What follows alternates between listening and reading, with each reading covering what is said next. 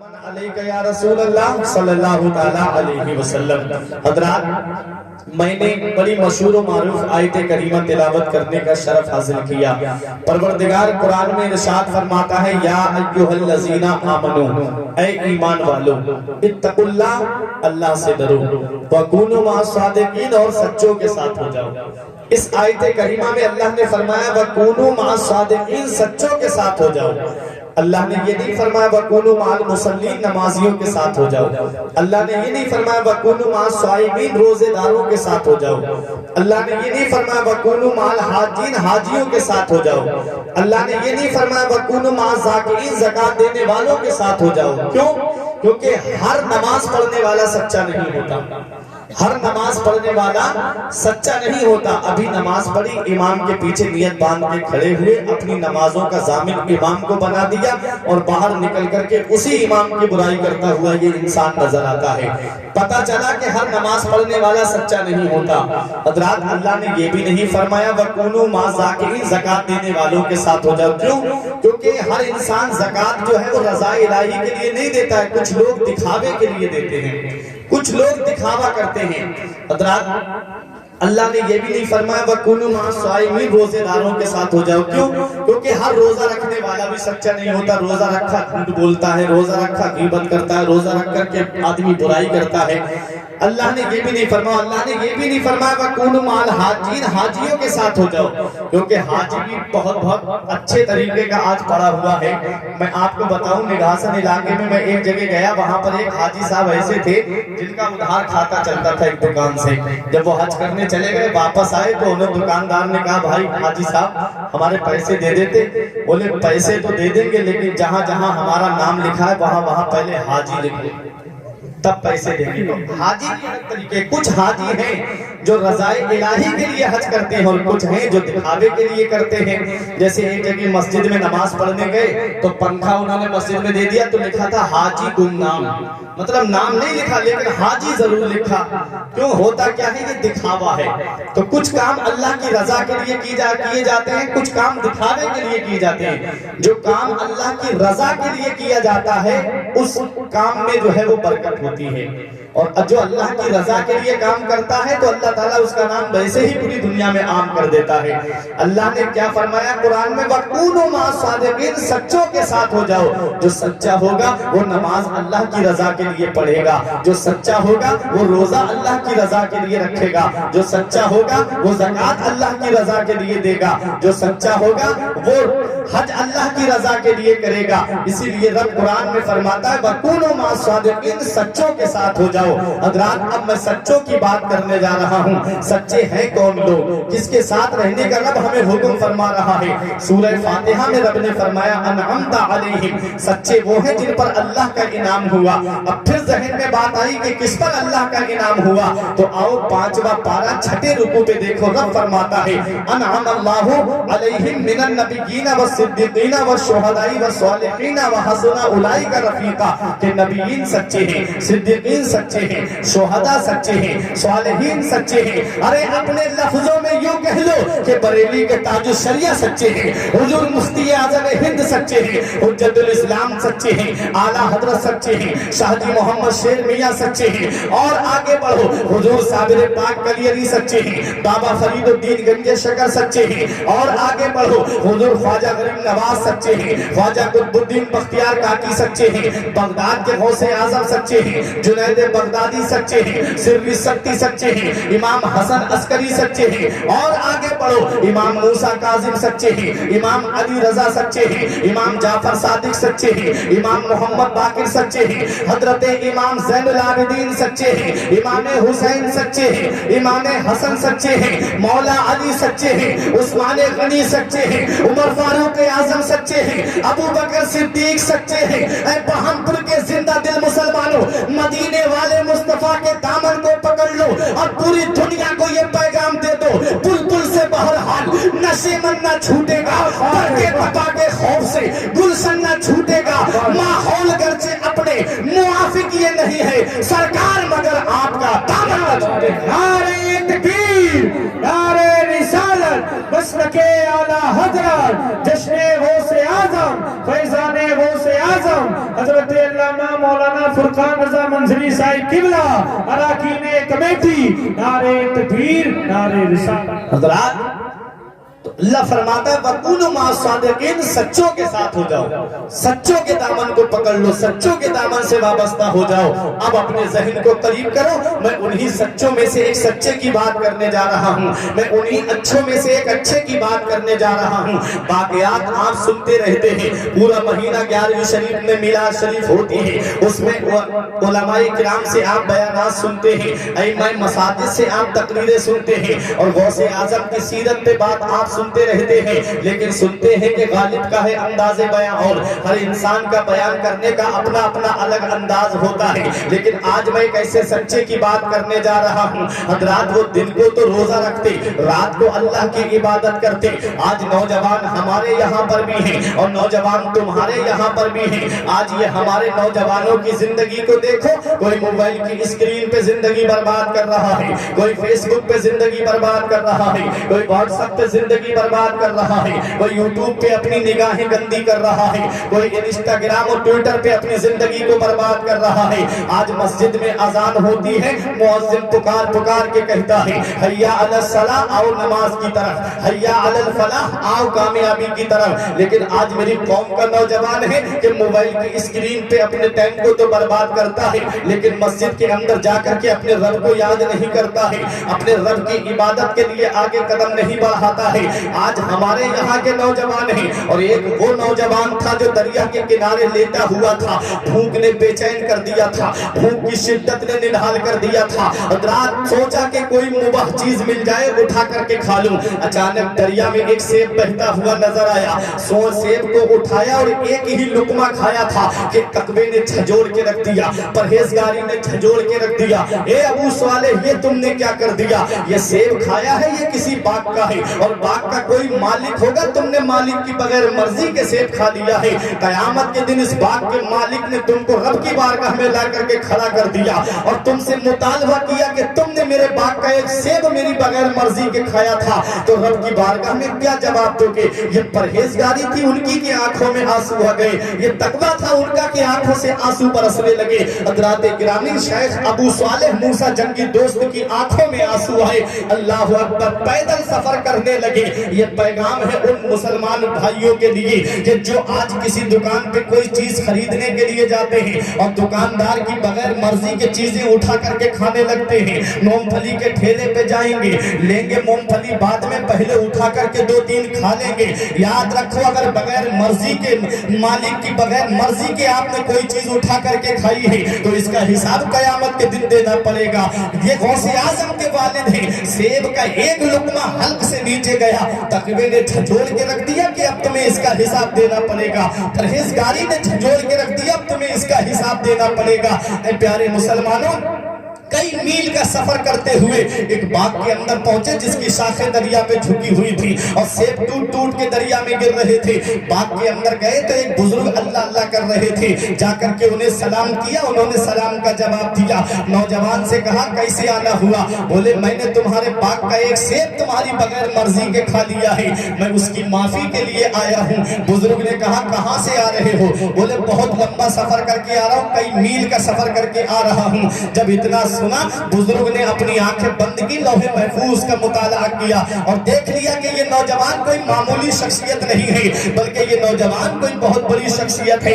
بزرگ جانتے تھے میں بھی سمندر ہوں اور آنے والا نوجوان بھی سمندر ہے، اور جب سمندر سمندر سے مل جائے گا تو اسلام کا کام ہو جائے گا، اسلام کی خدمت ہو جائے گی۔ اس لیے بزرگ نے کہا معاف تو کر دوں گا لیکن 2 شرطیں میری ماننا پڑیں گی۔ پہلی شرط یہ ہے کہ تمہیں میرا باغ رکھانا پڑے گا، اور دوسری شرط پہلی شرط کے پورا ہونے کے بعد بتاؤں گا۔ بڑی تیزی کے ساتھ میں واقعہ بیان کر کے آگے بڑھ رہا ہوں۔ اے پیارے مسلمانوں، جب باغ کی شرط پوری ہوتی ہے تو پھر کہا کہ اب تو معاف کر دیجئے۔ بولے دوسری شرط رہ گئی ہے، پہلے اس پہ بھی عمل کرو تب میں غلطی کو معاف کروں گا۔ بولے دوسری کیا ہے؟ کہا میری ایک بیٹی ہے، تمہیں اس سے نکاح کرنا پڑے گا۔ بولے نکاح کر لوں گا، پھر معاف کر دو گے؟ بولے ہاں۔ بولے لیکن اس کی صفتیں بھی تو سن لو، میری بیٹی کانوں سے بہری ہے، آنکھوں سے اندھی بہتی ہے، زبان سے گنگی ہے، ہاتھوں سے لنجی ہے، پیروں سے لگڑی ہے، تمہیں اس کے ساتھ نکاح کرنا پڑے گا۔ اب بتاؤ ایسا ماڈل اگر آج کے کسی نوجوان کے سامنے لا کر کے رکھ دیا جائے،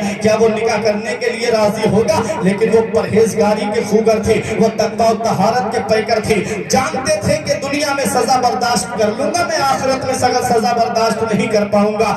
کہا کہ مجھے یہ رشتہ منظور ہے، نکاح ہو جاتا ہے۔ اور جب اپنے کمرے کے اندر جاتے ہیں، جیسے ہی کمرے میں داخل ہوئے، اندر دلہن بیٹھی ہوئی استقبال کے لیے کھڑی ہو گئی اور فوراً سلام کیا اور آگے بڑھی، بولی بیٹھیے۔ حضرات یہ بجائے اندر جانے کے فوراً قدموں کو پیچھے کر کے باہر آ گئے اور آ کر کے بزرگ سے کہتے ہیں کہیں میں کسی اور کمرے میں تو نہیں چلا گیا، تم نے جو باتیں بتائی تھی وہ اس لڑکی میں نہیں پائی جاتی ہیں۔ تب حضرت عبداللہ سومئی نے پوری بات کھول کے رکھی، اے نوجوان، جس کمرے سے تم آ رہے ہو وہی تم نے جس لڑکی کو دیکھا ہے وہی تمہاری شریک حیات ہے، وہی تمہاری دلہن ہے۔ اور سنو، میں نے یہ جو باتیں بتائی تھی کہ میری بیٹی کانوں سے بہری ہے، اس لیے کہا تھا کہ میری بیٹی نے آج تک کوئی گندی بات اپنے کانوں سے نہیں سنی ہے، اور ہاتھوں سے لنجی اس لیے کہا تھا کہ آج تک میری بیٹی نے کسی حرام مال کو ہاتھ نہیں لگایا ہے، اور زبان سے گنگی اس لیے کہا کہ آج تک میری بیٹی نے کبھی جھوٹ نہیں بولا ہے۔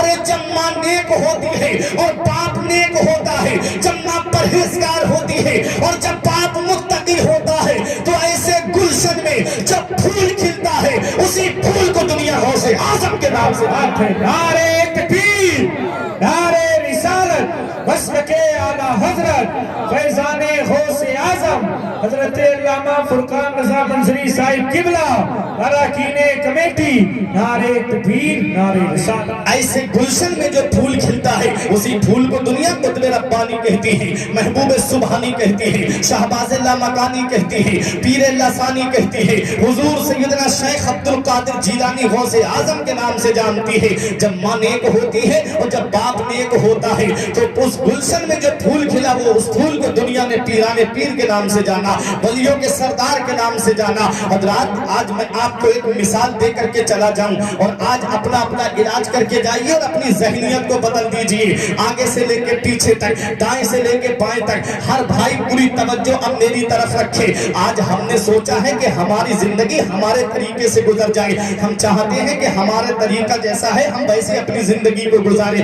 ہمارا طریقہ یہ ہے، ہم چاہتے ہیں کہ ہماری زندگی ایسے گزرے جیسے ہماری مرضی ہے، لیکن مرضی بندے کی نہیں چلتی ہے، اس میں اللہ کا قانون چلتا ہے، اللہ کا نظام چلتا ہے۔ حضرات، اللہ کا قانون کیا ہے، اللہ کا نظام کیا ہے؟ اپنے وقت پہ سورج نکلتا ہے، اپنے وقت پہ دن ہوتا ہے، اپنے وقت پہ رات ہوتی ہے، اپنے وقت پہ سورج ڈوبتا ہے، اپنے وقت پہ ستارے چمکتے ہیں۔ ہم نے دیکھا ہے گیہوں کے درخت پہ گیہوں آتا ہے، جو کے درخت پہ جو آتا ہے، آم کے درخت پہ آم آتا ہے، لیچی کے درخت پہ لیچی آتی ہے۔ ہم نے دیکھا ہے کیلے کے پیڑ پہ کیلے آتے ہیں۔ ایسا نہیں ہوگا کہ کہیں آپ نے دیکھا ہو کہ گیہوں کے درخت پہ دھان اگایا ہو، ایسا کہیں نہیں میں نے دیکھا کہ آم کے درخت پہ کیلے آ گئے ہوں۔ کیوں؟ کیونکہ اللہ کا یہ قانون چلتا ہے، اللہ کا یہ نظام چلتا ہے کہ جو جس چیز کا پودا ہے اس سے وہی چیز نکلتی ہے۔ آج ہم نے سوچ لیا کہ میں چاہے کتنی بھی چوری ڈکیتی کروں لیکن میری اولاد پرہیزگار بن جائے۔ آج ہم نے سوچ لیا ہے میں چاہے کتنا بھی گٹکا اور کھینی کھاؤں لیکن میری اولاد گٹکے کو ہاتھ نہ لگائے۔ آج ہم نے سوچ لیا ہے کہ ہم چاہے کتنے بھی گناہ کے کام کریں لیکن میری اولاد پرہیزگار بن جائے۔ یاد رکھو، گیہوں کے درخت سے گیہوں نکلتا ہے، جو کے درخت سے جو نکلتا ہے۔ حضرات، ہونا تو یہ چاہیے تھا، اللہ کی اس خوبصورت دنیا کو دیکھتے تو ہم کو تو عبادت اور زیادہ کرنی چاہیے تھی۔ آج موبائل آ گیا، آج میرا بھائی سعودی میں بیٹھا ہے، کسی کا بھائی دبئی میں بیٹھا ہے، کسی کا بھائی قطر میں بیٹھا ہے، کوئی اور بدیش میں کام کرنے کے لیے گیا۔ آج یہ موبائل آ گیا، میں 1 منٹ میں اپنے بھائی سے سعودی میں بات کر لیتا ہوں، آج میں اپنے بھائی سے قطر اور دبئی میں بات کر لیتا ہوں۔ جب اتنا قریب میرا بھائی ہو گیا تو مجھے تو چاہیے تھا کہ مجھے عبادت اور بڑھا دینی چاہیے، مجھے تو سجدے اور بڑھا دینے چاہیے۔ آج کمپیوٹر آ گیا تو 1000 مزدوروں کا کام آج ایک آدمی کر رہا ہے بیٹھ کر کے آفس میں۔ ہم کو تو چاہیے تھا کہ عبادت بڑھا دیتے، 1000 مزدوروں کا کام ایک آدمی کر رہا ہے، ہم کو چاہیے تھا کہ عبادت اور زیادہ بڑھا دینی چاہیے تھی۔ آج ہم باغوں کے اندر جاتے، کھیتوں کی ہریالی کو دیکھتے تو ہم اللہ کا شکر ادا کرتے اور عبادت اور زیادہ کرتے۔ آج باغوں کو ہم دیکھتے تو آج ہم کو تو باغ کے اندر پہنچ کر کے یہ کہنا چاہیے تھا کہ میرے پروردگار جب تیرے بندے کا لگایا ہوا باغ اتنا خوبصورت ہے تو تیرے دستے قدرت سے لگایا ہوا جنت کا باغ کتنا خوبصورت ہوگا. یہ باغ مجھے جنت کے باغ کی یاد دلائے, یہ ہریالی مجھے جنت کی ہریالی کی یاد دلائے. لیکن ہوا کیا, آج ان باغوں کے اندر زنا, آج اسٹیشنوں پہ زنا, آج ایئرپورٹ پہ زنا. آج دیکھو اللہ کی اس خوبصورت دنیا کو لوگوں نے گناہ سے بھر دیا. اس اللہ کی خوبصورت دنیا کو جب لوگوں نے جرائم سے بھر دیا, جب اس خوبصورت دنیا کو لوگوں نے گناہوں کا اڈا بنا لیا, تو اللہ تبارک و تعالیٰ نے ہلکا سا عذاب کھانسی, نزلہ اور زکام کی شکل میں اس دنیا میں بھیجا, جسے دنیا میں کورونا وائرس کا نام دیا. وہ امریکہ جو اپنے آپ کو سپر پاور کہتا تھا, وہ چائنا جو اپنے آپ کو سپر پاور کہتا تھا, چھوٹا سا عذاب اس دنیا میں آیا کورونا وائرس کی شکل میں. امریکہ کے ایئرپورٹ پہ کتے کی آواز آنے لگی, چائنا کے ایئرپورٹ پہ بلیاں لوٹنے لگی, چائنا کے ایئرپورٹ پہ تالا پڑ گیا, امریکہ کے ایئرپورٹ پہ تالا پڑ گیا. پبلک کے اعتبار سے سب سے بڑا ریلوے اسٹیشن کلکتہ میں ہاوڑا کا اسٹیشن ہے, وہاں پر بھی تالا پڑ گیا, کتے اور بلی کی آواز آنے لگی. اے پیارے مسلمانوں, بتانا میں یہ چاہ رہا تھا, ہلکا سا عذاب دنیا میں آیا, اور وہ امریکہ جو کہتا تھا دنیا کا ہتھیار میرے پاس ہے, سب سے پاورفل ملک میں ہوں, سب سے زیادہ طاقتور ملک میں ہوں, وہاں کے ویگیانکوں کا یہ دعویٰ تھا کہ کوئی بھی بیماری ایسی دنیا میں نہیں بنی جس کی دوا آج امریکہ کے پاس موجود نہ ہو, جس کی دوا آج امریکہ میں نہ ہو. وہ چائنا جو کہتا تھا دنیا کا کوئی بھی سیمپل لے کر کے آؤ, اس کی نقل مجھ سے لے کے چلے جاؤ, اس کی کاپی مجھ سے لے کر کے چلے جاؤ. وہ چائنا جو کاپی کرنے میں بہت آگے, وہ امریکہ جو اپنے ویگیانکوں پہ بہت ناز کرتا تھا. ہلکا سا عذاب دنیا میں میرے رب نے کورونا وائرس کی شکل میں بھیجا. امریکہ کے ویگیانک گھٹنوں کے بل گر گئی, چائنا کے ویگیانک گھٹنوں کے بل گر گئے. آج 1.5 سال کے قریب وقت گزر گیا, آج تک کوئی دوا نہیں بنا پایا.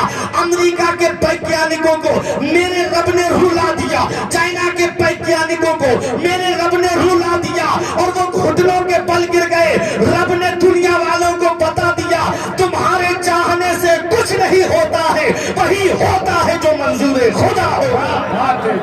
نعرے تکبیر, نعرے رسالت, مسلک اعلیٰ حضرت فیضان غوث اعظم حضرت مولانا فرقان رضا منظری صاحب قبلہ. تمہارے چاہنے سے کچھ نہیں ہوتا ہے, وہی ہوتا ہے جو منظور خدا ہوتا ہے. حضرات, تو میرے رب نے بتا دیا بندہ ہو بندہ بن کے رہنا, کبھی بھی بندے کی آگے بڑھنے کی کوشش مت کرنا, خود کو اپنے اندر غرور اور گھمنڈ کا پتلا مت بنانا. بندہ ہو بندہ بن کے رہنا, عاجزی اللہ کو پسند ہے. یہ کہو مولا تو میرا خالق ہے, میں تیرا بندہ ہوں. مولا میں تیرا بندہ ہوں. اے میرے پروردگار تو غنی ہے, میں محتاج ہوں. اللہ کو عاجزی پسند ہے, اللہ کو عاجزی پسند ہے. آج جب میں ایئرپورٹ پہ جاتا ہوں, کبھی باہر پروگرام میں جانا پڑے, سعید اختر کبھی بھی باہر پروگرام میں جاتے ہیں, ایئرپورٹ پہ جانا پڑے, اور جب نماز کا وقت ہو جاتا ہے, جب میں وضو کرتا تو وہ کہتے تھے کہ مولانا پانی کو برباد کر رہا ہے, مولانا پانی خراب کر رہا ہے. ارے جل ہی جیون ہے, پانی کو برباد نہیں کرنا چاہیے, پانی بچاؤ تاکہ یہ آگے کام دے. حضرات, جس کو میرا وضو پانی کا ویسٹیج نظر آتا تھا, میں کہتا تھا میں وضو کر رہا ہوں, نماز پڑھوں گا, اپنے رب کی عبادت کروں گا. وہ کہتے تھے مولانا پانی برباد کر رہا ہے. میں اسٹیشن پہ وضو کرتا, لوگ پانی بھرنے والے میرے پیچھے آ کے کھڑے ہو جاتے, کہتے مولانا جلدی ہٹو, کیا پانی برباد کر رہے ہو, کبھی ہاتھ دھوتے ہو, کبھی پیر دھوتے ہو, کبھی کلی کرتے ہو, کبھی ناک میں پانی ڈالتے ہو, کیوں پانی کو برباد کر رہے ہو؟ جل ہی جیون ہے, پانی برباد نہ کرو, پانی برباد نہیں کرنا چاہیے. میں کہتا ہوں کہ پانی برباد نہیں کر رہا ہوں, بلکہ میں اپنے رب کی عبادت کے لیے وضو کر رہا ہوں. کل جس کو میرا وضو پانی کا ویسٹیج نظر آتا تھا, اے بہنپور والوں کان کھول کر کے سن لو, کل جب میں وضو کرتا تھا وہ کہتا تھا کہ مولانا پانی برباد کرتا ہے. آج ویگیانکوں نے اعلان کر دیا اگر کورونا وائرس سے بچنا ہے تو اپنے چہرے کو دھونا پڑے گا. آج اگر کورونا وائرس سے بچنا ہے تو کلی کرنا پڑے گی, ناک میں پانی ڈالنا پڑے گا, اپنے ہاتھوں کو بار بار سینیٹائز کرتے رہو, بار بار اپنے ہاتھوں کو دھوتے رہو, اپنے پیروں کو بار بار دھوتے رہو. کل جس کو میرا وضو پانی کا ویسٹیج نظر آتا تھا, آج وہی کہہ رہے ہیں کہ چہرے کو دھوتے رہو, ताकि कोरोना के जरासीम चेहरे के जरिए अंदर जिस्म में न जाने पाए। कुल्ली करते रहो ताकि जरासीम जो है पानी के जरिए बाहर निकल के आ जाए। नाक में पानी डालते रहो ताकि जरासीम बाहर निकल करके आ जाए। जिस पर वैज्ञानिकों की नजर आज गई है, मदीने वाले मुस्तफा ने 1450 साल पहले बता दिया था कि नमाज पढ़ने के लिए वुजू करोगे तो बीमारी से भी महफूज रहोगे, अल्लाह की इबादत भी होगी। बहुत अच्छा बयान, सुभान अल्लाह, सुभान अल्लाह। हक नुमाई से कभी दूर नहीं हो सकता, हक नुमाई से कभी दूर नहीं हो सकता, गैर के सामने मजबूर नहीं हो सकता। जो लगाता है चेहरे पे वुजू का पानी, उसका चेहरा कभी बेनूर नहीं हो सकता। तो जिसको मेरा वुजू पानी का वेस्टेज नजर आता था, आज वही कह रहे हैं कि हाथ धोते रहे, हाथों को सैनिटाइज करते रहे, पैरों को धोते रहे। हमारे मोहल्ले में एक गैर पड़ोस में एक गैर मुस्लिम ने कहा था, अरे ये तो आज हाथ धोने के लिए कह रहा, मुसलमान तो पहले ही से हाथ धोता हुआ आ रहा है। वो नमाज पढ़ रहा है, वुजू करता है तो अपने हाथों को चेहरे को धो लेता है। हज़रात तो मैं अर्ज ये कर रहा था कि बंदे का कानून नहीं चलता है, अल्लाह का कानून चलता है, अल्लाह का निजाम चलता है। अल्लाह का कानून के अपने वक्त पे सुबह होती है, अपने वक्त पे शाम होती है, अपने वक्त पे सूरज निकलता है, अपने वक्त पे चांद निकलता है, अपने वक्त पे दिन ढलता है, अपने वक्त पे दिन शबाब पे आता है। हज़रात ये तो आज मैंने सोच लिया कि चाहे जो लोग कितने भी गुनाह के काम करें लेकिन उनकी औलाद परहेजगार हो जाए। लेकिन याद रखो, परहेजगार जब बाप नेक होता है तो औलाद नेक होती है, जब माँ मुत्तकिया होती है तो औलाद मुत्तकी होती है। अरे जब माँ बाप नेक होते हैं तो औलाद भी नेक होती है। ऐ बहानपुर वालों, अरे जब माँ कुरान पढ़ने वाली फातिमा होती है तो बेटा नेज़े पे चढ़ के कुरान सुनाने वाला हुसैन होता है। माँ जब फातिमा उम्मुल खैर होती है तो बेटा बगदाद का गौसे आजम होता है। माँ जब माह नूर बीबी होती है तो बेटा हिंदुस्तान का राजा गरीब नवाज होता है। माँ जब आरिफा होती है तो बेटा बाबा फरीदुद्दीन गंजे शकर होता है। माँ जब साबिरा होती है तो बेटा अलाउद्दीन अली अहमद साबिर होता है। अरे माँ जब नेक होती है तो बेटा आला हजरत होता है। माँ जब नेक होती है तो बेटा मुफ्ती आजम होता है। माँ जब नेक होती है तो बेटा अपने वक्त का ताजुश शरिया होता है। इसलिए ऐ मेरी माँ और बहनों, अपने बच्चों को वक्त से पहले जवान कर दो। हीरो हीरोइन का किरदार दे के जवान मत करो, बंबई के गुंडों का किरदार दे के जवान मत करो। अगर जवान करना है तो करबला के हुसैन आजम का किरदार दे के जवान करो, बगदाद के गौसे आजम का किरदार दे के जवान करो, गरीब नवाज का किरदार दे करके जवान करो। ये मत देखो मोहल्ले वाले क्या कहेंगे, ये मत देखो खानदान वाले क्या कहेंगे, ये मत देखो तुम्हारे अजीजों अकरबा क्या कहेंगे। जमाना खफा है तो क्या गम है इसका, जमाना खफा है तो क्या गम है इसका। जमाने को ठोकर लगाए चला जा, जमाना ही एक दिन तेरे साथ होगा, तू आका को अपने मनाए। नारे तकबीर, नारे रिसालत, मसलके आला हजरत फैजाने गौसे आजम हजरत मौलाना फुरकान रज़ा मंजरी साहिब किबला। हजरात तो बात यहाँ से निकली कि जब माँ नेक होती है, बाप नेक होता है, तो ऐसे हसीन गुलशन में जो फूल खिलता है उसी फूल को दुनिया गौसे आजम कहती है। कौन गौसे आजम? 470 या 71 हिजरी को कस्बा जीलान के मोहल्ला नीफ या नैफ में पैदा हुए और 18 साल तक कस्बा जीलान के कुर्बो जवार में तालीम हासिल की। 470 में पैदा हुए, 488 हिजरी में बगदाद पहुंचे। और जब आप बगदाद जा रहे थे तो पहले आप मदरसा पढ़ के आ रहे थे, रास्ते में एक बैल मिला, उसकी पूंछ पकड़ ली तो बैल घूम के इंसानी आवाज में कहता है, अब्दुल कादिर तुम्हें अल्लाह ने खेलने कूदने के लिए पैदा नहीं किया, अल्लाह ने तुम्हें किसी और काम के लिए पैदा किया है। आप अपने घर पे आए, मकान की छत पे चढ़े, और जब आप मकान की छत पे चढ़े तो अल्लाह ताला ने सारे पर्दे हटा दिए और आप अपने घर की छत से खड़े होकर के खाना काबा का दीदार कर रहे थे। तभी तो आला हजरत फरमाते, सारे अफ्ताबे जहां करते हैं काबे का तवाफ, काबा करता है तवाफे दरे बाला तेरा। अपनी अम्मी के पास आए, बोले अम्मी अब इजाजत दे दो, अब मैं मजीद हुसूल इल्म के लिए बगदाद जाना चाहता हूँ। माँ भी नेक थी, माँ भी परहेजगार थी। माँ ने ये नहीं कहा बेटा अब तू मुझे छोड़ के जा रहा है। कितनी उम्र हो गई थी माँ की? 78 साल। तारीख याद रखें, माँ की उम्र 78 यानी 80 साल के करीब माँ की उम्र हो गई। अब 80 साल की उम्र पे जब बाप या माँ पहुँचते हैं तो वो कैसी कमजोरी के आलम में होते हैं। کتنی کمزوری ہوتی ہے ماں باپ کے اوپر اس حالت میں، تو اس حالت میں ماں باپ کو کتنی اولاد کے سہارے کی ضرورت پڑتی ہے۔ اور اس حالت میں بھی بیٹا اب کہہ رہا ہے ماں مجھے جانے کی اجازت دے دے، میں بغداد علم حاصل کرنے جا رہا ہوں۔ ماں نے یہ نہیں کہا میرے لال تو اب مجھے چھوڑ کے جا رہا ہے، اب بڑھاپے میں تیرے سوا میرا کون سہارا ہے، میرے لال میری دیکھ بھال کون کرے گا، میرے لال تیرے بعد میری خدمت کون کرے گا۔ ماں نے یہ نہیں کہا، اور ماں نے یہ بھی نہیں کہا میرے لال تو نے میری ساری قربانیاں بھلا دی، میرے لال تو نے سارے احسان میرے بھلا دیے، میں نے 9 مہینے تجھے اپنے شکم میں رکھا۔ حضرات ماں کے 3 احسان ایسے ہیں اولاد کے اوپر، علماء فرماتے ہیں کہ 3 احسان ماں کے اولاد کے اوپر ایسے ہیں کہ اگر بیٹا پوری زندگی ماں کی خدمت کرے تب بھی ان 3 احسانوں کا بدلہ نہیں چکا سکتا۔ سب سے پہلا احسان کہ ماں نے 9 مہینے اپنے بیٹے کو اپنے شکم میں رکھا۔ کتنی پریشانیاں ہوتی ہیں، کتنی تکلیفیں ہوتی ہیں عورت کو جب ولادت کا وقت قریب آتا ہے۔ آپ ذرا سوچیں، اولاد والے ہو، اپنے دل پہ ہاتھ رکھ کر کے ذرا سوچیں۔ عمر فاروق اعظم کے پاس ایک بڑھیا آئی، بولی حضور میرا بیٹا مجھے بہت ستاتا ہے۔ آپ نے اس کے بیٹے کو بلایا اور بلا کر کے اس کے پیٹ کے اوپر 2 کلو وزن کے قریب ایک پتھر باندھ دیا اور کہا گھر جا رہا ہے، کھانا بھی اسی پتھر کے ساتھ کھانا ہے، یہ پتھر تیرے پیٹ پہ بندھا رہے گا، شام کو سوئے گا تب بھی یہ پتھر تیرے پیٹ پہ رہے گا، اور جب حاجت سے جائے گا تب بھی یہ پتھر تیرے پیٹ پہ رہے گا، اگر پتھر تیرے پیٹ سے ہٹ گیا تو سخت سزا دوں گا۔ عمر فاروق اعظم نے یہ کہا اور کہا جا۔ وہ گیا گھر پہ، ایک رات کاٹنا دشوار ہو گئی، شام کو سوئے تو پیٹ پہ وزن کی وجہ سے سانس دبنے لگی، حاجت سے جائے تو بیٹھنے میں دشواری، کھانا کھائے تو کھانا کھانے میں دشواری، ایک رات کاٹنا دشوار ہو گیا۔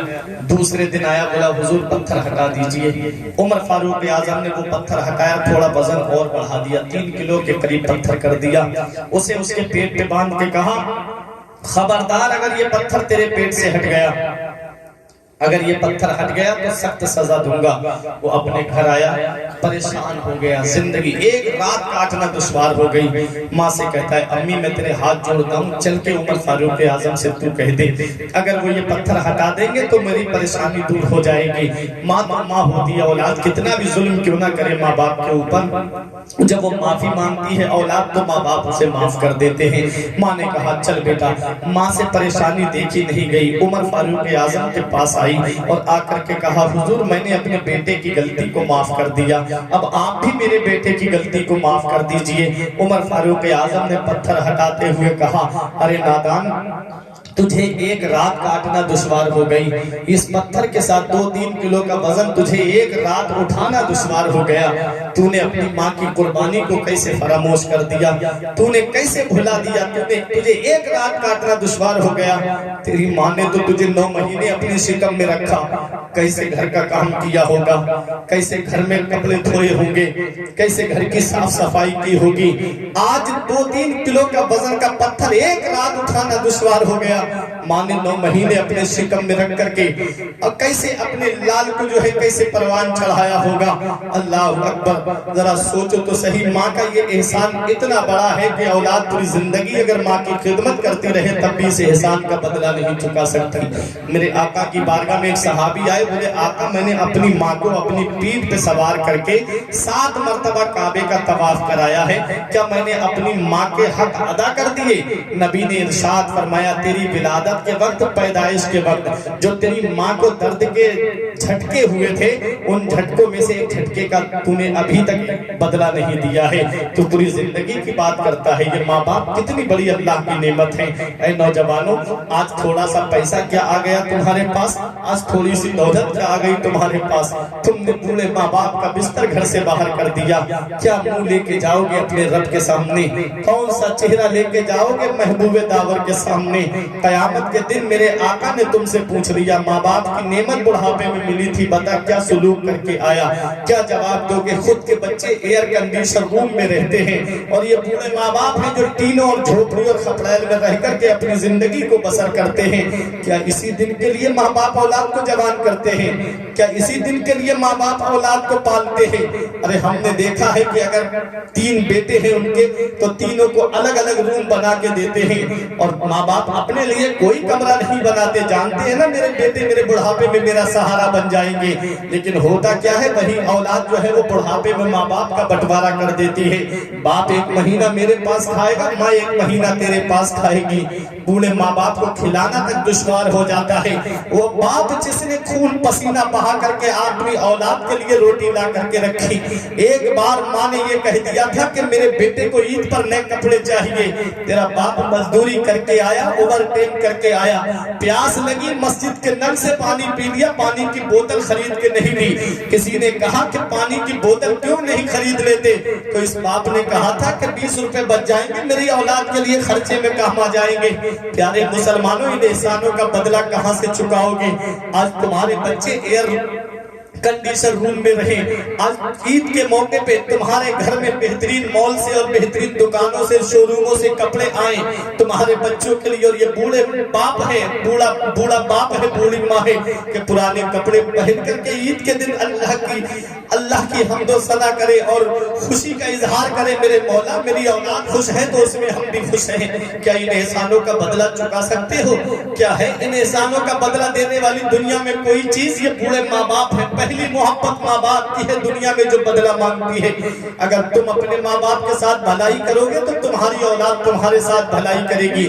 اگر تم نے اپنے ماں باپ کے ساتھ بھلائی نہیں کی تو بڑھاپے میں یہ امید مت رکھنا کہ تیری اولاد تیرا سہارا بن جائے گی۔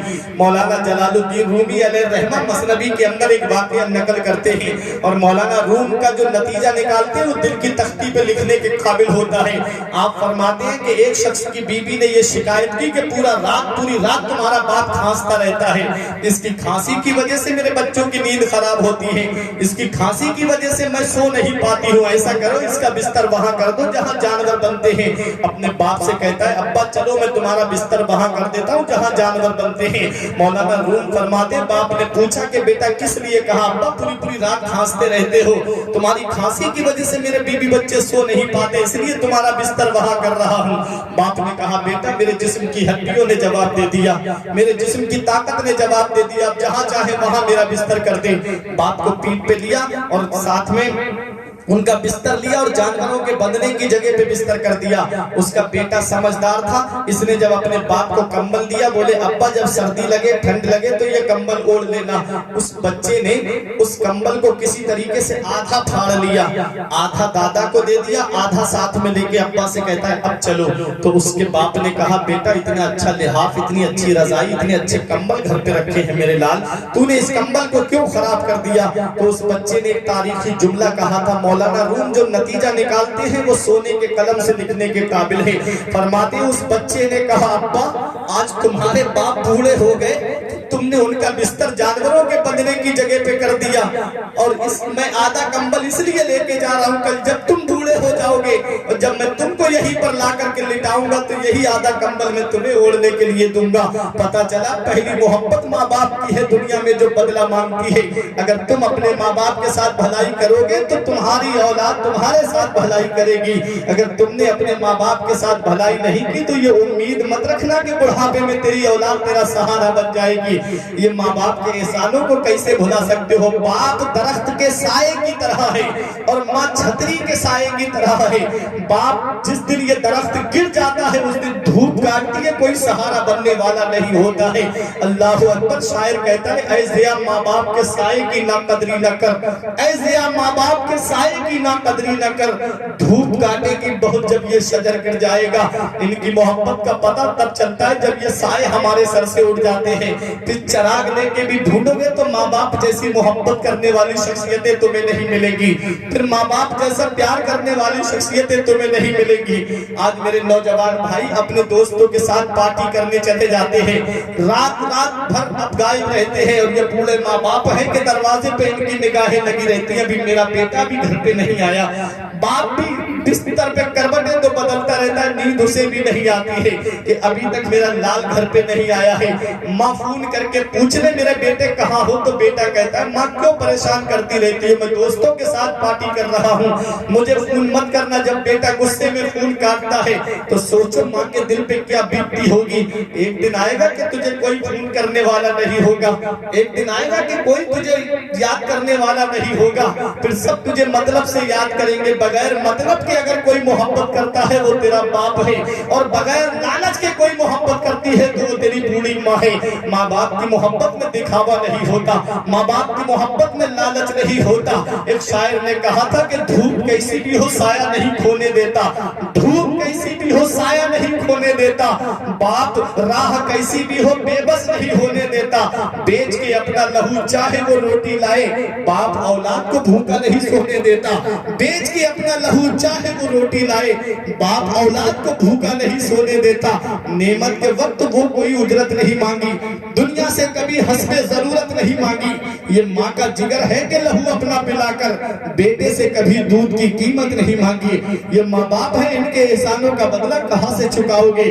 علماء فرماتے 3 احسان ماں کے ایسے ہیں کہ بیٹا پوری زندگی ماں کی خدمت کرتا رہے تب بھی وہ ان کے احسانوں کا بدلہ نہیں چکا سکتا. سب سے پہلا احسان یہ ہے کہ اس نے 9 مہینے اپنے شکم میں رکھا, اور دوسرا احسان یہ ہے کہ اس نے اولاد کو جنم دیا, اس نے اولاد کو پیدا کیا. بعض عورتوں کا تو بچے کی ولادت کے وقت انتقال ہو جاتا ہے, کتنی پریشانی ہوتی ہے عورت کو. ایسا ہے گویا نئی زندگی ملی ہے جب بچے کی پیدائش ہو جاتی ہے. کتنی تکلیفیں, کتنی درد کے جھٹکے, کتنی پریشانیاں عورت نے برداشت کی, لیکن جب ایک بار اپنے بیٹے کا چہرہ دیکھا تو ساری تکلیفیں بھول گئی, ساری پریشانیاں بھول گئی. ہوا کیا, جوان ہوئی وہی اولاد تو اسی نے ماں باپ کو گھر سے باہر نکال کر کے رکھ دیا. کیا اسی دن کے لیے ماں باپ اولاد کو پالتے ہیں. اور تیسرا احسان ماں کا یہ ہے کہ اس نے اپنا خون جگر 2 سال تک دودھ کی شکل میں اپنی اولاد کو پلایا ہے. ان 3 احسانوں کا بدلہ بیٹا پوری زندگی ماں کی خدمت کرتا رہے تب بھی ان احسانوں کا بدلہ نہیں چکا سکتا. غوث اعظم کی والدہ نے یہ نہیں کہا میرے لال میں نے تجھے 9 مہینے اپنے شکم میں رکھا, تو اب مجھے چھوڑ کے جا رہا ہے. ماں نے یہ نہیں کہا میرے لال میں نے تجھے پیدا کیا, تو اب مجھے چھوڑ کے جا رہا ہے.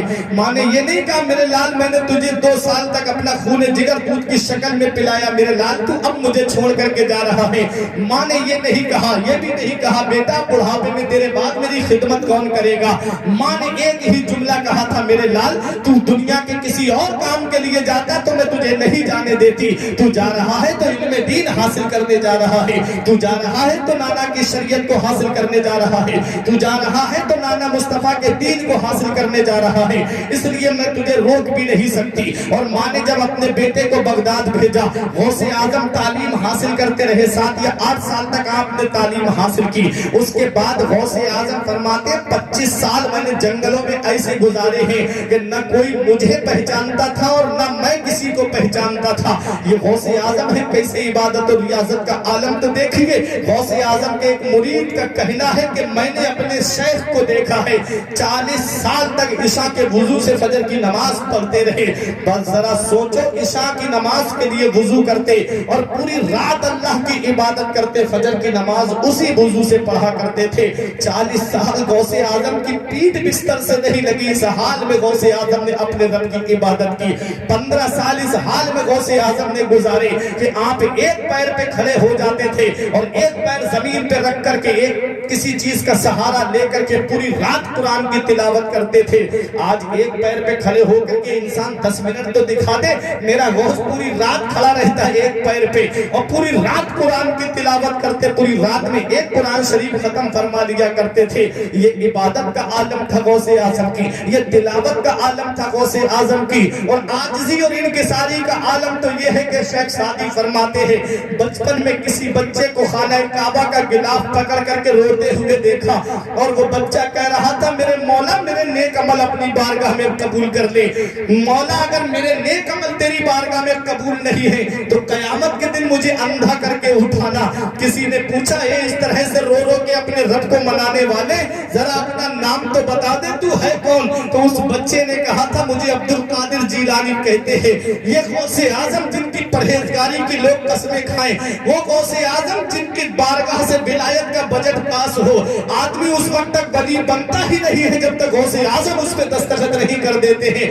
اتنا بڑا اللہ کا ولی اور خوف خدا کا یہ عالم اور اپنے رب کی عبادت کا یہ عالم، قرآن کی تلاوت کا یہ عالم کہ اپنے رب کو ہر وقت یاد کرتے ہیں۔ میرے غوث کہتے ہیں کہ میں پیدا تو جیلان میں ہوا ہوں، لیکن ایک ہی ارادہ ہے کہ اسلام کی خدمت ہو جائے، ایک ہی منشا تھا میرے غوث کا، کیسے ان بادشاہوں کے دربار میں جو طوائف ناچتی ہے، کیسے ان کے دربار سے طوائف نکل جائے اور اس میں قرآن کی تلاوت ہونے لگے۔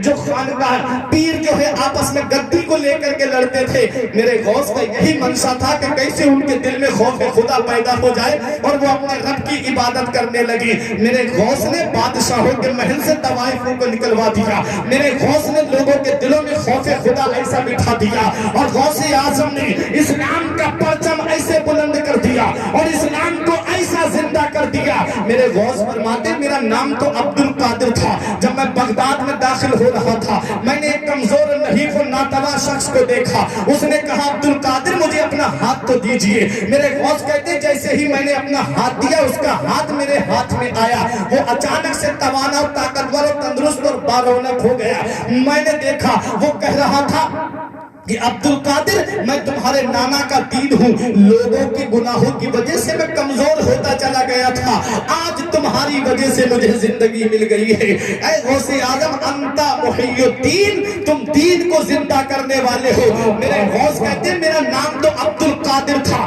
جب میں بغداد کی جامع مسجد کی طرف آیا تو لوگ مجھے سلام کر رہے تھے، السلام علیکہ یا محی الدین، اے دین کو زندہ کرنے والے تمہیں سلام ہو۔ میرے غوث کہتے ہیں مجھے محی الدین کے نام سے جاننے لگے۔ بریلی کا امام پکار کے کہتا ہے تو حسنی حسینی کیوں نہ محی الدین ہو، اے خضر مجمع بحرین ہے دریا تیرا، شکر کے جوش میں جو ہے وہ تجھے کیا جانے، خضر کے ہوش سے پوچھے کوئی رتبہ تیرا۔ نعرہ تکبیر، نعرہ رسالت، مسلک اعلی حضرت فیضان غوث اعظم حضرت علامہ فرقان منظری صاحب قبلہ اراکین کمیٹی۔ حضرات یہ غوث اعظم ہے، 40 سال غوث اعظم نے تقریر کی، واعظ و نصیحت، جس طریقے سے اسلام کی خدمت ہوتی ہے غوث اعظم نے اس طریقے پہ بیٹھ کر کے اسلام کی خدمت کی۔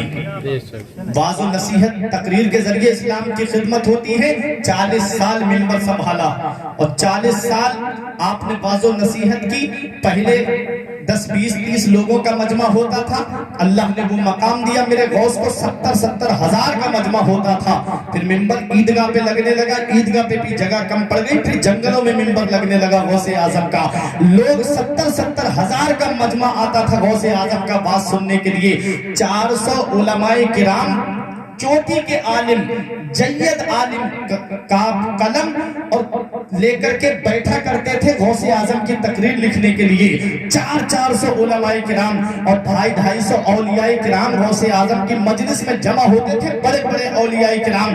اور سنو غوث اعظم کا مقام و مرتبہ، میرے غوث کی یہ شان ہے کہ غوث اعظم نے 40 سال میں، اسی 40 سال میں 32 یا 33 سال مدرسے میں بیٹھ کر کے پڑھایا ہے۔ 32 یا 33 سال مدرسے میں بیٹھ کے پڑھایا۔ جس طریقے سے اسلام کی خدمت ہوتی ہے غوث اعظم نے اس طریقے میں بیٹھ کر کے اسلام کی خدمت کی۔ آج دنیا میں لوگ کہتے ہیں جس کے پاس پیسہ ہے وہ کامیاب ہے، کوئی کہتا ہے بیٹا ڈاکٹر بن گیا کامیاب ہو گیا، کوئی کہتا ہے بیٹا انجینئر بن گیا کامیاب ہو گیا، کوئی کہتا ہے کسی کی گورنمنٹ کی جاب لگ گئی بہت کامیاب ہو گیا، کوئی کہتا ہے سعودی چلا گیا وہ کامیاب ہو گیا۔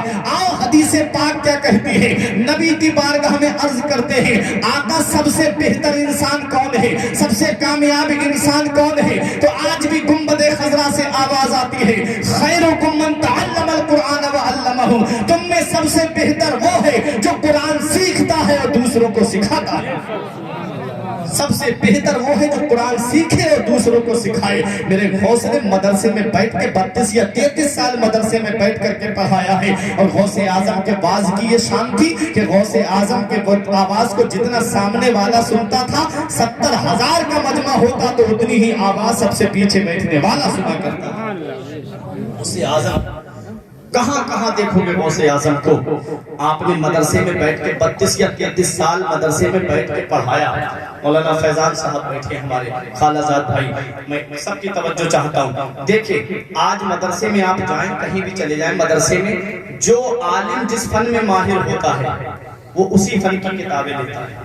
کوئی علم نحو میں ماہر ہے تو علم نحو پڑھائے گا, کوئی علم صرف میں ماہر ہے تو وہ علم صرف کی کتابیں لیتا ہے, کوئی علم منطق میں ماہر ہے تو وہ علم منطق کی کتابیں پڑھاتا ہے, کوئی علم فلسفہ میں ماہر ہے تو علم فلسفہ کی کتابیں پڑھاتا ہے. غوث اعظم کی شان دیکھیں, ایک دن میں بیٹھ کر کے 12 یا 13 علم درسگاہ میں بیٹھ کر کے پڑھاتے تھے. سب سے پہلے فن تفسیر, پھر اس کے بعد فن حدیث, پھر اس کے بعد فقہ اصول فقہ, پھر اس کے بعد عقائد, پھر اور علوم کا نمبر آتا تھا. صبح فجر کے بعد وظیفہ پڑھتے, وظیفہ پڑھ کے درسگاہ میں بیٹھ جاتے اور ظہر کی نماز تک مدرسے میں بچوں کو پڑھاتے رہتے. یہ غوث اعظم کی شان ہے, یہ غوث اعظم کا مقام ہے. جانتے ہو غوث اعظم کو اتنا بڑا مقام کیسے ملا, غوث اعظم کو اتنی بڑی شان کیسے ملی؟ تو خود میرے غوث قصیدہ غوثیہ میں فرماتے, درست العلم حتی صرت کتبہ, میں نے اتنا علم حاصل کیا کہ اللہ نے مجھے کتب بنا دیا. پتا چلا سرداری علم سے ملتی ہے, بلند رتبہ علم سے ملتا ہے, بلند مقام علم سے ملتا ہے, بلند شان علم سے ملتی ہے. آج سیکٹر بیورو کی رپورٹ کے مطابق یہ رپورٹ میں بات ظاہر ہو چکی ہے, 95% مسلمان تعلیم یافتہ نہیں ہے. آج 95% مسلمان پڑھا لکھا نہیں ہے. اے مسلمانوں, تم نے اپنی تاریخ کو بھلا دیا. سب سے پہلی وہی نبی پہ جو نازل ہوئی تھی, اقرا باسم ربک الذی خلق, خلق الانسان من علق, اقرا وربک الاکرم الذی علم بالقلم. جس قوم کی ابتدا ہی پڑھائی اور قلم سے ہوئی تھی, آج وہی قوم تعلیم سے پیچھے ہو گئی. آج اسی قوم کے ہاتھ میں قلم نہیں ہے. اسی لیے پولیس محکمے میں تم جاؤ تو مسلمان ذلیل و رسوا ہوتا ہے. آج بینکوں کے اندر جاؤ تو مسلمان فارم لے کے ایک دوسرے کے ہاتھ جوڑتا ہوا نظر آتا ہے, میرا فارم بھر دیجئے, مجھے پیسے نکالنا ہے یا مجھے پیسے جمع کرنا ہے, میرا فارم بھر دیجئے. کتنی ذلت و رسوائی ہوتی ہے جب آدمی منع کر دیتا ہے. اے پیارے مسلمانوں, تمہاری ابتدا ہی پڑھائی سے ہوئی تھی, تمہارے ہاتھ میں قلم ہونا چاہیے تھا. اے میرے بزرگوں, تم نے تو اپنی زندگی کو گزار لیا ہے یہ تھوڑے سے پیسوں کے چکر میں کہ بیٹا پیسے کما کے لے آئے گا تو بہت کامیاب ہو جائے گا. نہیں, اس کی وجہ سے بچوں کا فیوچر خراب مت کرنا, اس کی وجہ سے ان کا مستقبل خراب مت کرنا, بلکہ اپنی اولاد کو تعلیم دینا. پہلے دینی تعلیم دو, پہلے قرآن و حدیث کی تعلیم دو, پھر اس کے بعد میں انہیں ڈاکٹر بناؤ, پھر اس کے بعد میں انہیں انجینئر بناؤ, پھر اس کے بعد میں انہیں پروفیسر بناؤ, پھر ان کے بعد میں ان کو کسی بھی محکمے میں ڈالو. جب دین کا علم اس کے پاس ہوگا, جب شریعت کا علم اس کے پاس ہوگا, تو وہ ڈاکٹر بعد میں ہوگا, پہلے مدینے والے مصطفیٰ کا غلام ہوگا.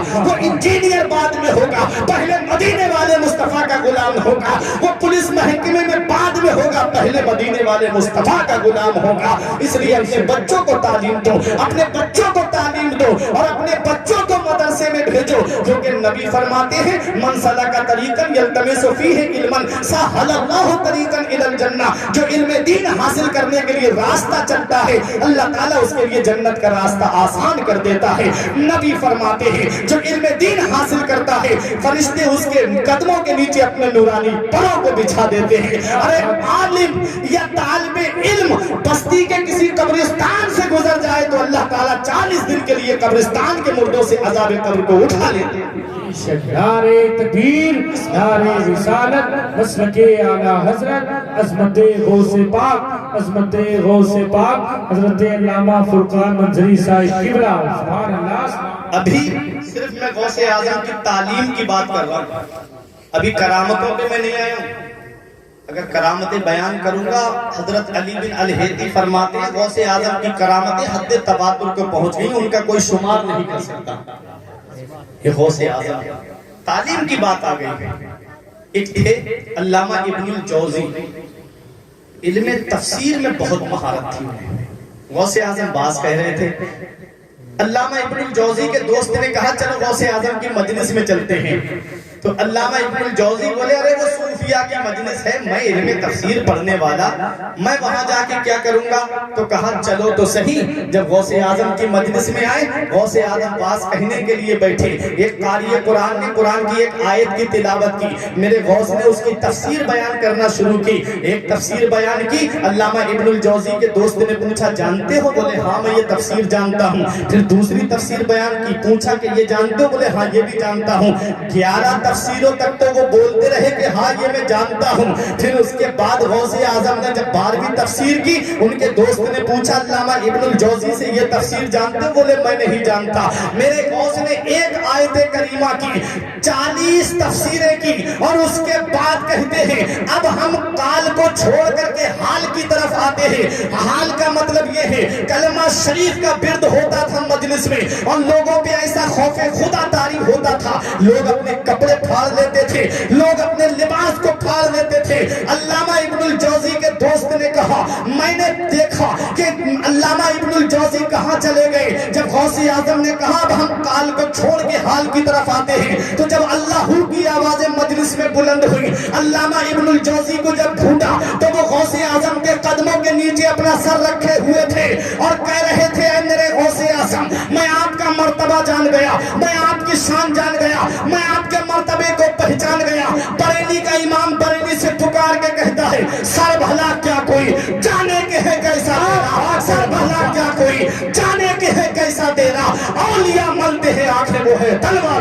بات ہے، واہ واہ، سبحان اللہ سبحان اللہ، ماشاءاللہ، بہت یہ غوث اعظم ہے۔ غوث اعظم اپنے وقت کے بہت بڑے مفسر، بہت بڑے محدث، اپنے وقت کے بہت بڑے مفتی، اپنے وقت کے بہت بڑے عالم۔ اور یہ شان تھی غوث اعظم کی کہ آپ جب پڑھانے بیٹھتے تھے تو جو بھی فتویٰ آتا فوراً پڑھتے اور ترنت اس کا جواب لکھ دیتے۔ آپ چاروں مذاہب کے اعتبار سے فتوے لکھا کرتے تھے، چاہے امام اعظم ابو حنیفہ کے مذہب کا مسلک کا ماننے والا ہو آپ اس اعتبار سے فتویٰ لکھتے، امام شافعی کے مسلک کا اگر کوئی فتویٰ لے کر کے آتا آپ امام شافعی کے مسلک کے اعتبار سے فتویٰ دیتے، اور کوئی امام مالک کے مسلک کا ماننے والا آتا تو آپ اس مسلک کے اعتبار سے فتویٰ دیتے۔ یہ غوث اعظم کی شان ہے۔ اب آخری بات سن لو، میرے غوث فرماتے ہیں مریدی لا تخف اللہ ربی اتانی رفعتا نلت المنالی، اے میرے مرید، اے مجھ سے محبت کرنے والے مت ڈر، اللہ میرا رب ہے۔ میرے غوث اپنے مریدوں کو دلاسا دیتے ہیں، مریدوں کے مریدوں کو دلاسا دیتے ہیں، جو قادری نسبت رکھتے ہیں، جو قادری سلسلے میں مرید ہیں، جو قادری سلسلے کے ماننے والے ہیں، جو قادری سلسلے سے تعلق رکھنے والے ہیں۔ دیکھو میرے غوث فرماتے ہیں میرا مرید یا میرے مریدوں کا مرید اس وقت تک دنیا سے نہیں جائے گا جب تک اللہ تعالیٰ اسے توبہ کی توفیق نہیں دے دے۔ اعلیٰ حضرت کہتے ہیں قادری کر قادری رکھ قادریوں میں اٹھا قدر عبد القادر قدرت نما کے واسطے۔ یہ ہے غوث اعظم۔ کہتے ہیں میں نے جہنم کے دروغہ سے پوچھا کیا میرا کوئی مرید بھی جہنم میں ہے؟ تو جہنم کے دروغہ نے کہا عبد القادر تمہارا مرید جہنم میں نہیں۔ میرے غوث فرماتے اِنَّا شُیُوخَ الْإِنْسِ وَإِنَّا شُیُوخَ الْجِنِّ أَنَا شَیخُ الْکُلِّ۔ بہجت الاسرار شریف کے اندر ہے، میرے غوث نے فرمایا انسانوں کے بھی پیر ہوتے ہیں، جنات کے بھی پیر ہوتے ہیں۔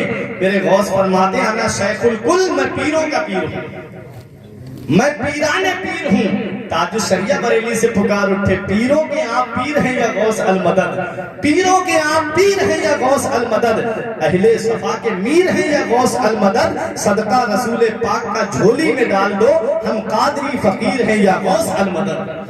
حضرات تو یہ غوث اعظم فرماتے ہیں مریدی لا تخف اللہ ربی، اے مجھ سے محبت کرنے والے مت ڈر، اللہ میرا رب ہے۔ میں نے عالم تصور میں عرض کیا میرے غوث ہم کہاں نہ ڈرے، اگر پردھان کہہ دے مت ڈر تو مطلب ہے گاؤں میں مت ڈر، اگر چیئرمین کہہ دے مت ڈر تو مطلب ہے قصبہ و تحصیل میں مت ڈر، اگر بدھایک کہہ دے مت ڈر تو مطلب ہے ضلع میں مت ڈر، اگر سی ایم کہہ دے مت ڈر تو مطلب ہے صوبے میں مت ڈر، اگر پی ایم کہہ دے مت ڈر تو مطلب ہے ملک میں مت ڈر، کیونکہ پردھان کی گاؤں میں چلتی ہے، چیئرمین کی قصبے اور تحصیل میں چلتی ہے، ودھایک کی ضلع میں چلتی ہے، سی ایم کی صوبے میں چلتی ہے، پی ایم کی ملک میں چلتی ہے۔ ایک گاؤں والا دوسرے گاؤں والے سے تو ڈر سکتا ہے، ایک شہر والا دوسرے شہر والے سے تو ڈر سکتا ہے، ایک صوبے والا دوسرے صوبے والے سے تو ڈر سکتا ہے، ایک ملک والا دوسرے ملک والے سے تو ڈر سکتا ہے۔ اے میرے غوث اعظم، آپ نے فرمایا ہے مجھ سے محبت کرنے والے ڈرنے کی ضرورت نہیں ہے۔ ہم کہاں پر نہ ڈرے؟ کیا اپنے گاؤں میں نہ ڈرے؟ کیا قصبے اور تحصیل میں نہ ڈرے؟ کیا ضلع میں نہ ڈرے؟ کیا صوبے اور ملک میں نہ ڈرے؟